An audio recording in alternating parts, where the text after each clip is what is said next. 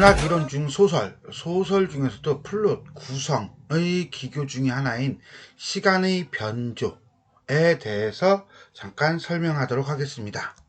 시간이라고 하는 거, 소설 속에서의 시간을 우리 흔히 얘기하기를 경험의 시간과 서술의 시간 두 개로 나눕니다. 경험의 시간이라고 하는 것은 인물이 사건을 경험하는 시간, 즉 소설 속에 있는 시간이라고 이해하시면 될 거예요. 반면에 서술의 시간은 담론의 시간이라고 했는데 그냥 우리가 소설을 읽는 시간, 이해가 진행되는 시간, 그럼 좀 헷갈릴 테니까 우리가 소설을 읽는 시간이라고 이렇게 이해하시면 되겠습니다. 그러니까 쉽게 얘기해서 우리가 이제는 짧은 소설을 1시간 동안 읽었단 말이에요. 그럼 쭉 쓰여져 있는 걸 읽어나간 거겠죠. 그죠? 그건 서술의 시간이에요. 근데 그 이야기 안에, 그러니까 1시간 동안 읽은 소설 이야기 안에는 인물이 30년 동안의 어떤 삶에 대한 이야기가 담겨져 있다고 칩시다. 그러면 그 인물이 경험한 경험의 시간이 30년이 되는 거예요. 자, 그러면 1시간 동안 30년의 세월을 우리가 읽어나가는 거니까 아무래도 사건이 진행되는 속도는 되게 빠르겠죠. 이렇게 이제 이해할 수가 있겠습니다. 그래서 경험의 시간과 서술의 시간을 조금 분리해서 우리가 이해하면 좋겠습니다. 그럼 시간의 변조라고 하는 건 뭐냐? 시간이라고 하는 것은 과거, 현재, 미래의 과정으로 진행하겠죠.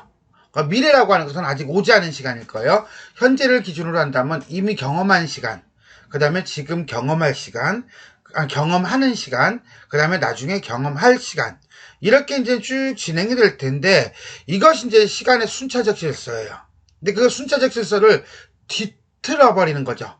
어긋나게 뒤틀어버려가지고 진행하는 거, 이런 걸 우리는 시간의 변조라고 한다. 쉽게 생각해서 역순행적 구성, 이렇게 이해하시면 조금 더 쉬울 겁니다.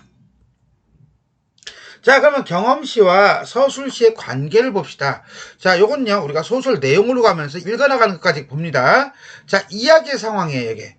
우리가 읽어나가는 처음부터 쭉 1페이지부터 쭉 이야기를 읽어나가는 상황이 현재겠죠, 그죠? 현재의 실제 시간이라고 한다면 이야기 속에 있는 시간은 소설에서는 항상 과거형이죠. 뭐뭐이었다 그럴 거란 말이에요. 소설이 현재형이거나 미래형인 소설은 흔히 보지 못했어요. 많이 없어요. 자, 예를 들어서 SF 소설도 과거형이에요. 즉, 소설은 기본적으로 과거예요. 자, 우리가 지금 여기서 읽고 있다고 쳐요. 이야기를 쭉 읽고 있다면 과거에 있었던 사건들이 어떻게 됩니까? 서술자가 서술하는 부분도 있고 묘사하는 부분도 있고 대화하는 부분도 있고 하면서 쭉 진행이 되겠죠. 예를 들어 조선시대라 이거예요. 조선시대 광해군 때의 사건을 다룬다 이거야. 그럼 조선시대 광해군 때의 사건이 쭉 진행되겠죠. 그것이 얼마나 진행됐든지 간에 현재가 우리가 읽고 있는 시간과 점점 가까워질 거예요. 물론 조선시대니까 엄청나게 동떨어져 있기는 하지만 어쨌거나 요쨌거나 그쨌거나 간에 이야기가 진행되면서 서술이 진행되면서 일정 부분 서술되는 부분과 그 다음에 묘사되는 부분이 있다가 없다가 바뀌었다가 서술됐다가 묘사했다가 서술했다가 묘사했다가 서술했다가를 반복하면서 긴장과 이완과 긴장의 상태로 어느 지점까지 나오게 됩니다.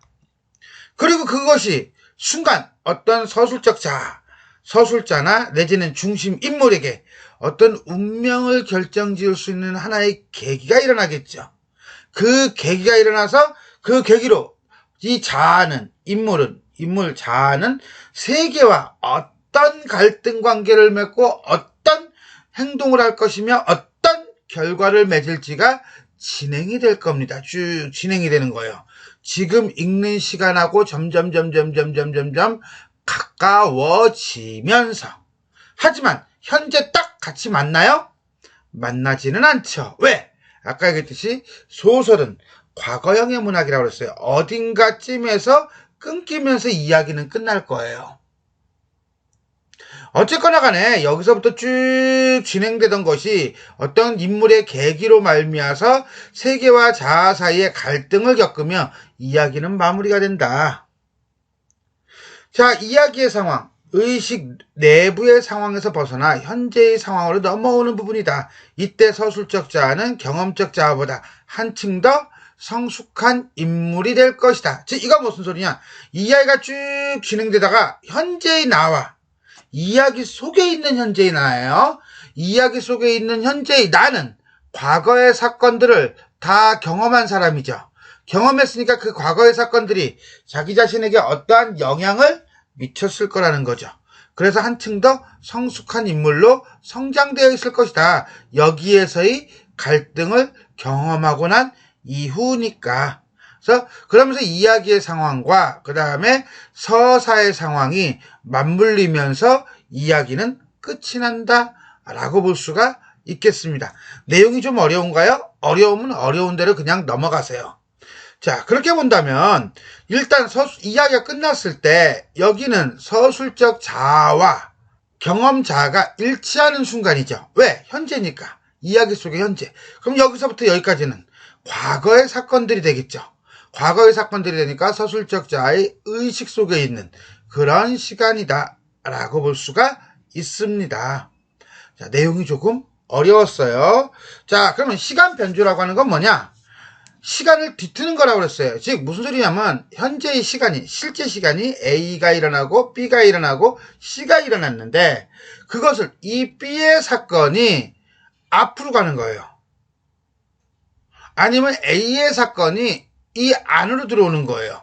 그래서 B, A, C의 형태로 들어가는 경우죠. 그럼 B에서 C로 자연스럽게 이어지던 것이 중간에 들어가면서 어때요? B가 일어난 이유를 A에서 말하겠죠. 그러니까 쉽게 얘기해서 어떤 살인사건이 났어. 탐정이 들어와. 근데 그 살인사건이 나고 살인사건의 이유, 원인이 뒤에 붙는 경우야. 그러면 여기서 호기심을 유발하고 여기서 그것에 대한 의문을 풀어주는 과정. 이런 형태로 들어가는 거죠. 그래서 현재의 사건들의 흐름을 일시적으로 차단하는 경우가 있다. 예를 들어 봅시다. 왕실의 작곡자이자 악장인 샬리에가 노년에 정신병원에서 보내면서 과거를 회상하며 모차르트의 삶을 다룬 영화, 옛날 좀 오래된 영화인데 아마데우스란 영화가 있어요. 이 아마데우스란 영화가 바로 이런 구조로 현재와 과거가 교차되는 구성을 가지고 있다. 그러면 소설 속에서도 이렇게 현재와 과거가 교차되는 구성은 기본적으로 시간의 변조이다 라고 볼 수 있을 겁니다. 두 번째는요, 현재의 사건들 진행 중에 뒤에 일어나는 사건들이 미리 제시되는 경우예요. 즉 무슨 소리냐? A에서 B로 진행하면서 C로 넘어가는 것이 아니라 C가 먼저 나오고 그 다음에 A, B가 나오는 거예요. 전형적인 역순행적 구성이죠. 보통 이제 어떤 추리 소설이라든가 아니면 영화 이런 데서 사건 빵 터뜨리고 그 다음에 과거서부터 쭉 진행돼서 다시 현재 C까지 오는 과정. 이런 것들이 이제 여기에 해당한다라고 보시면 되겠습니다. 자, 이제 곧 교수형에 처하게 될 사나이가 자기가 왜 교수형에 처하게 되는가를 설명하는 방식으로 교수형 딱 살인사건이 아니라 교수형을 처하는 사나이가 과거서부터 쭉 지금까지를 회상하는 앨런 포우의 검은 고양이라고 하는 소설이 전형적으로 이런 형태다라고 볼 수가 있겠어요. 그럼 왜 이런 시간 변조를 쓰느냐? 그것은 시간을 자유롭게 변조시킴으로써 신미성, 어떤 독특한 아름다움이라는 목적을 달성하기 위해서이다. 다음으로는 사건에 대한 사건이 먼저 빵 터지니까 왜 그러지? 라고 하는 호기심과 강렬한 인상 이런 걸 보여줌으로써 독자의 어떤 시선을 계속 붙잡기 위함이다. 또는 작가의 독특한 세계관을 제시함으로써 주제를 강화시키는 경우도 있다라고 볼 수가 있겠습니다. 하성란이라는 소설가의 강의 백일몽이라고 하는 소설을 간단하게 정리를 해봅시다. 내가 파트별로 A, B, C, D 4개의 파트로 끊었습니다. 이렇게 돼 있어요. 내용은 기본적으로요. 물린 팔이 뭉근히 저려왔다. 개의 송곳니가 여자의 팔을 파고들었다. 개의 타액이 여자의 핏줄 속으로 스며들었다. 그로부터 10년 뒤 자신이 사람의 팔뚝을 물게 되었을 때 여자는 자신의 손목을 물고 늘어지던 개의 눈을 떠올렸다. 그럼 여기서는 시간의 경과가 벌써 몇 년이 나와요. 10년이라고 하는 게 나오죠. 서술의 시간은 꼴랑 2문장인데, 자, 경험의 시간은 10년이에요. 얼굴이 보이지 않던 남자는 들고 있던 핸드백으로 여자의 얼굴을 마구 내리쳤다. 이건 이어지죠, 그죠? 골목길을 질질 끌려가면서도 여자는 물고 있던 남자의 팔뚝을 놓지 않았다. 개의 송곳니가 근육을 뚫고, 다 어때 이거는? 이거는 앞의 사건이죠. 10년 전의 사건이죠. 뼈에 닿는 모양이었다. 여자는 잠시 뒤에야 이렇게 속수무책으로 있다가는 손목을 잘라야 할지도 모른다는데 생각이 미쳤다. 지금? 과거 10년 전에. 그럼 이거 순서가 어떻게 되겠어요? 그렇죠. A, D, B, C가 되겠죠. 근데 이걸 어떻게 했어요? 이러한 서사의 시간 A, D, B, C를 틀었죠. A, B, C, D라고요. 자, 과거에는 경험의 시간이 이렇게 돼 있어요. 자, 과거와 현재가 문다라고 하는 하나의 사건으로 연결돼요. 그래서 여자가 개에게 팔뚝을 물렸다. 남자에게 핸드백을 빼앗긴 여자가 남자의 팔뚝을 물었다.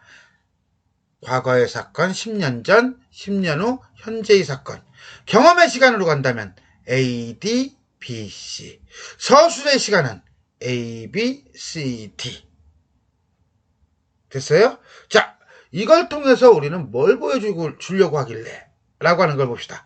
단순히 과거를 회귀하여 시간의 흐름을 되짚어 나가는 방식이 아닌 과거를 회상하되 나라는 존재는 현재의 위치에서 회상하는 장면에 따라 어느 시간대로든 자유롭게 이동하고 있다. 그리고 이를 통해 문다, 개라는 인식을 통해 과거의 경험이 현재의 나에게 영향을 미치고 있다. 이렇듯 시간의 변조, 서사의 시간 내지는 순서를 작가가 의도적으로 뒤트는 것은 그것에 따른 효과를 노리기 위해서이다 라고 보시면 되겠습니다. 지금까지 소설 기법 중에 시간의 변조, 뒤틀림에 대해서 살펴보았습니다. 수고하셨습니다.